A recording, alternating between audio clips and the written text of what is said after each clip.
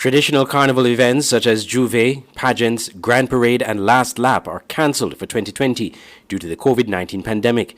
Minister of Culture Janelle Powell made this announcement in a statement issued Friday, noting that the National Carnival Committee will be hosting virtual events as part of this year's carnival festivities.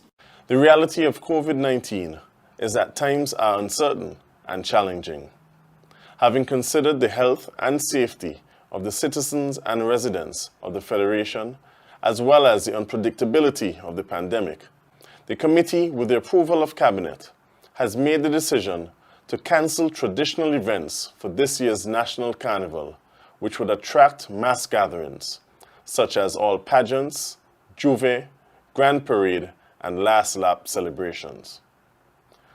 Our National Carnival was established with the aim of highlighting our arts, music, and folklore, and in so doing, uniting our people.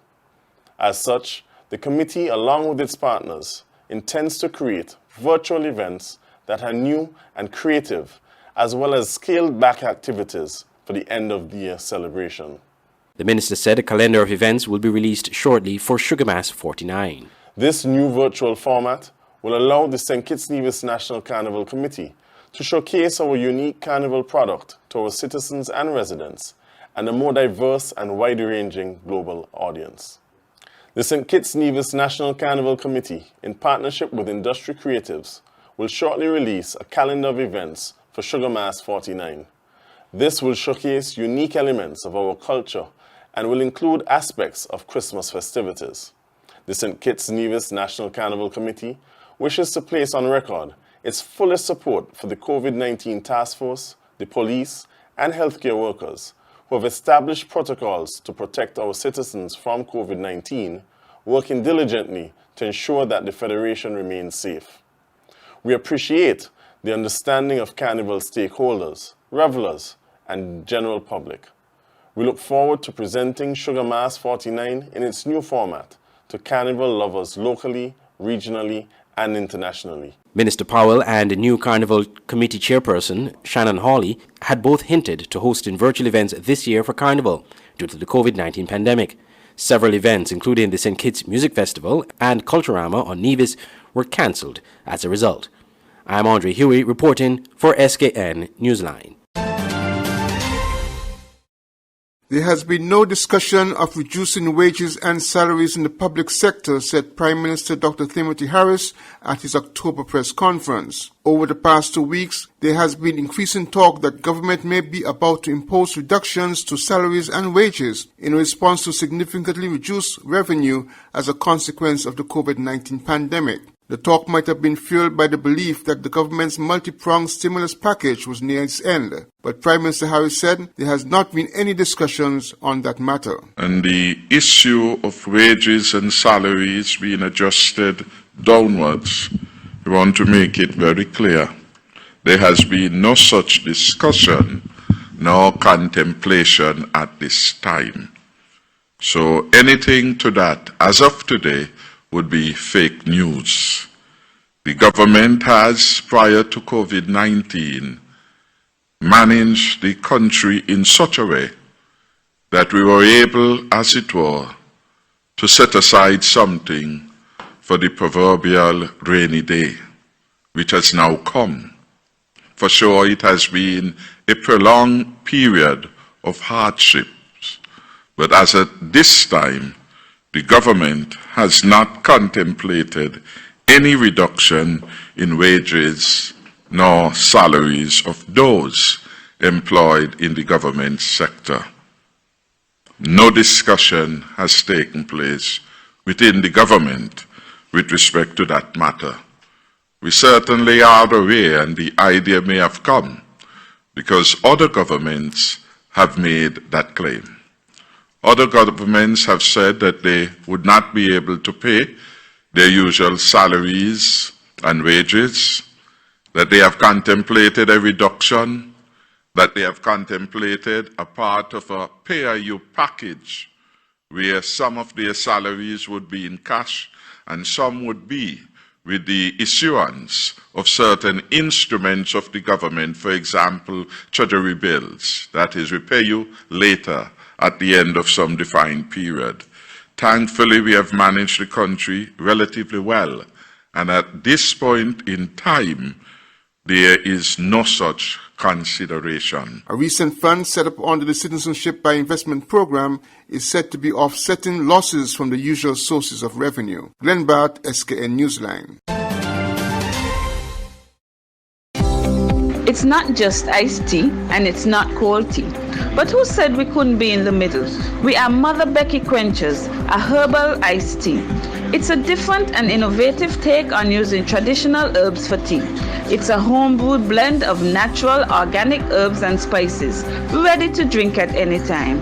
We've turned ingredients you've used many times into something crisp, thirst-quenching, and did we mention taste awesome? Drinking tea just got better. Mother Becky Tea. It's the new and improved Skn Newsline Android mobile app. With the Skn Newsline app, you can watch your news reports, the Skn Newsline Newscast, sports, special features, and so much more. You can also send us a WhatsApp or call us directly. Go in the Google Play Store, search Skn Newsline, and download the app today. The Skn Newsline mobile app. News on the go.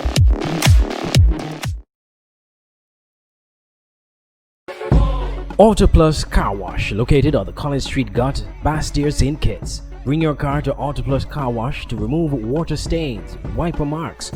Get your doors, roof panel cleaned, seat floor mats, buffing, headlights, and engine wash. You get quality service at the best price at Auto Plus Car Wash. They really care for your car. Call 765-5140 or visit them on the College Street Gut, Bastyr, St. Kitts.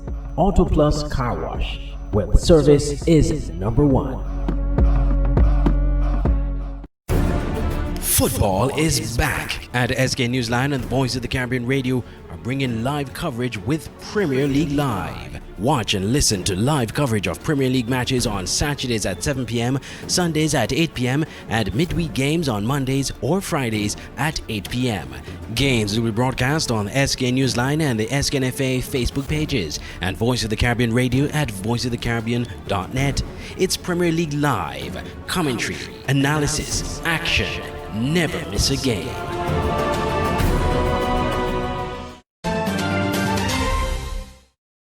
Prime Minister Dr. Timothy Harris announced the reopening of Kitts and Nevis borders to be at the end of October. The March 2020 border closure came in response to the COVID-19 pandemic that led to the lockdown of St. Kitts and Nevis in an effort to control the importation and spread of the highly contagious coronavirus. Over the last 3 months, the government has been implementing various programs aimed at a safe reopening of its borders, following a significant economic downturn. At his first October press conference, Prime Minister Harris disclosed a set date for the border reopening.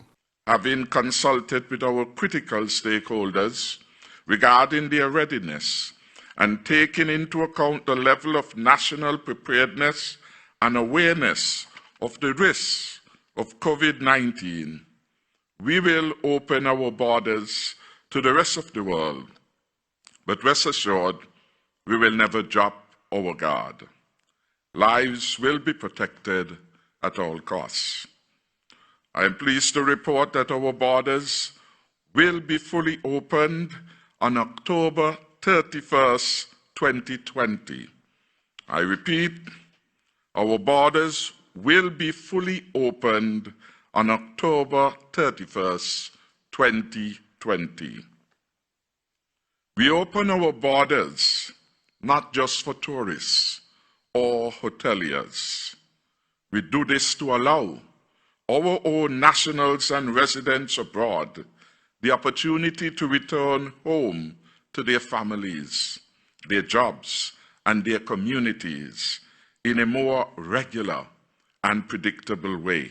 At that time also, he said the hospitality sector will be reopened for business. Currently, the Ministry of Tourism is training hospitality workers to operate in the new COVID-19 environment, and hospitality businesses are to obtain a certification seal to operate in the COVID-19 environment. Glenn Bart, Skn Newsline.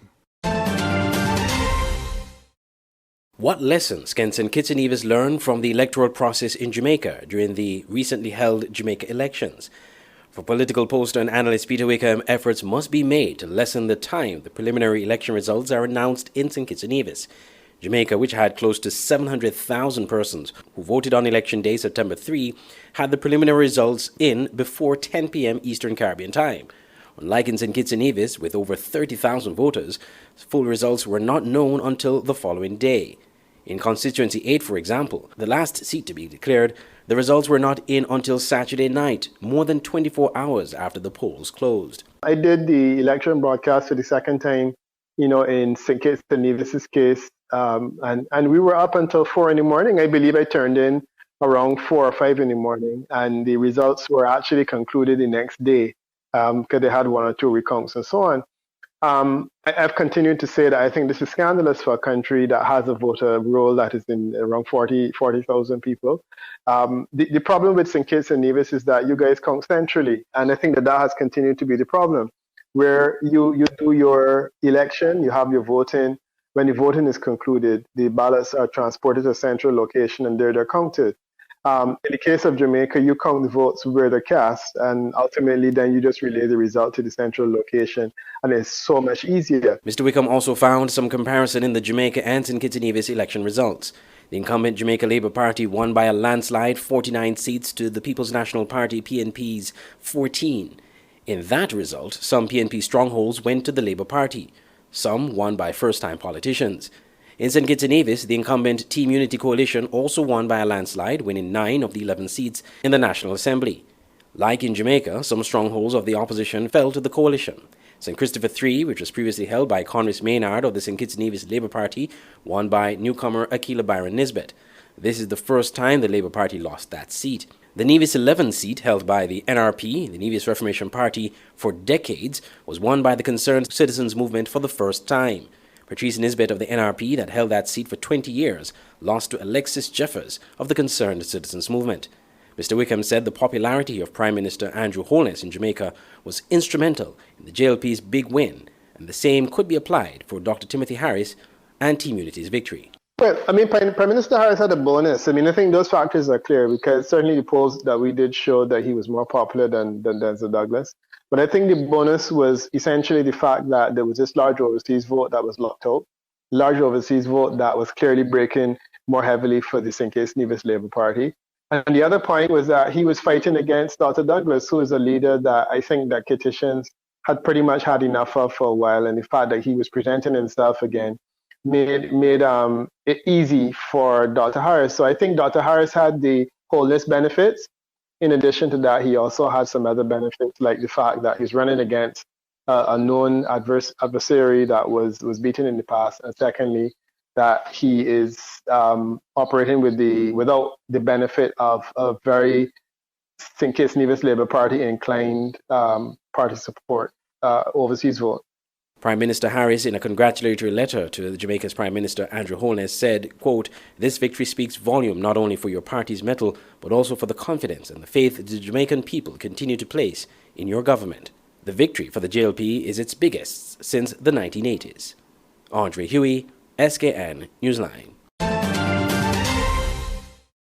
In the context of the COVID-19 pandemic, the Caribbean is considered a safe region for travel, said Chief Executive Officer Raquel Brown of the St. Kitts Tourism Authority. At a recent press conference, Ms. Brown referred to an August survey done by Travel Zoo to gauge the demand or willingness of people to travel from the North American source market into the Caribbean. According to Brown, 2 key areas that potential visitors would be concerned about are the cleanliness of facilities and flexibility in hotel cancellation policies. So for North Americans interested in visiting the Caribbean remains the #1 region for travel in the world. It is being deemed safe, and the Prime Minister spoke to St. Kitts and Nevis, but the Caribbean has been recognized as being as handling the COVID-19 pandemic very well, and so many other destinations or source markets are looking to the Caribbean for their travel for upcoming holidays, Thanksgiving, Christmas, and moving forward. For the U.S. specifically, this survey was done by Travel Zoo, and we use different partners in the travel industry to do our data, and it's based on our demographic that we're speaking to. For those persons who are willing to travel the Caribbean in the next 2 years, for the Caribbean, it was 46%, 24% said no, and 30% said undecided. For Canada, it was 49% yes, 19% no, 32% undecided. And this survey was done by Travel Zoo the week of August 7th to 14th, 2020, when we wanted to get a touch point as it relates to when the Prime Minister made his announcement in relation to the borders opening in October. One thing that stands out, however, in terms of the study and information for all of us to be aware of in terms of the highest indicators for consumer priority, there are two that are most important: cleanliness and flexibility. For cleanliness, in terms of, this was specifically for hotels, how the hotel overall, their rooms were clean. 86.4 strongly agree that this is going to be important for their stay, which means the protocols that we have to ensure that once we work with Ministry of Health and we get them out, not only do we have protocols, but our stakeholders are adhering to them. And please don't think it's only on the hoteliers' only priority to do this. It's the whole destination that will have to do this. When we get to the second phase, where persons are actually leaving the properties, all being equal, God willing, we're going to have to demonstrate this ability. So from the get-go, from someone arrives at the airport, we're going to have to make sure that it's cleanliness and it's safe and it's healthy. The Tourism Authority has been engaged in a series of training of tourism stakeholders ahead of the announced reopening of the St. Kitts Nevis borders at the end of October. Glenn Batt, Skn Newsline.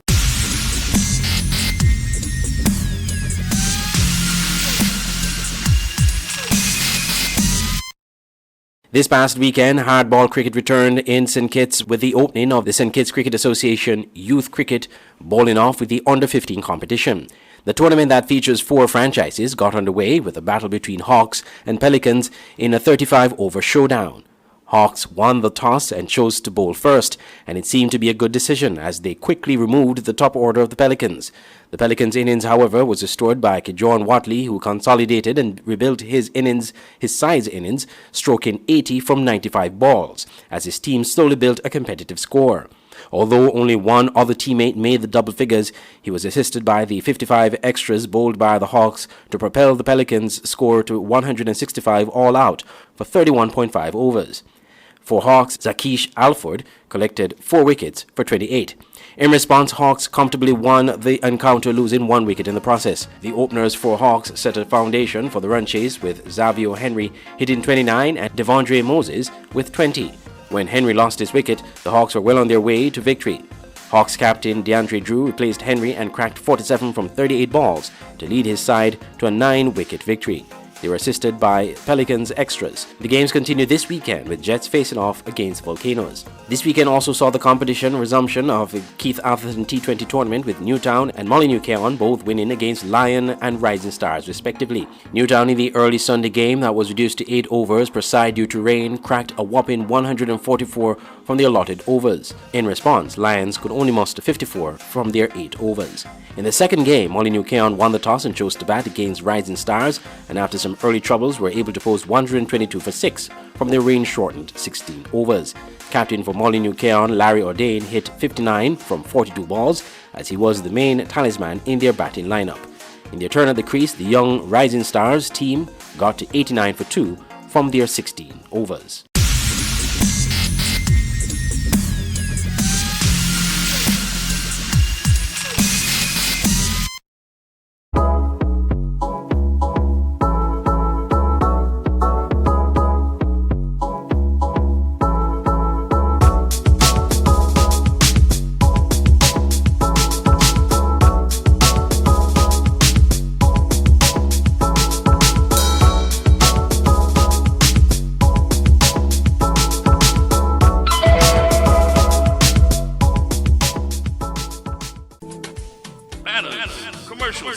Decal printing, canvas prints, license plates, posters. We at Multigraphics are dedicated to providing quality products and service to our customers. Our team takes pride in the craftsmanship and is passionate about its work. Every job, large or small, is important. Most of our customers come to us through referrals. That's because our number one priority is service. We serve a wide variety of customers, such as restaurants, retail stores, manufacturers, trucking companies, and many more. Our capabilities include design, production, and installation. How can we help? We are located at Bird Rock at the Woods Right compound. Call us at 869-763-1511 or 784-491-7599. Multi-Graphics.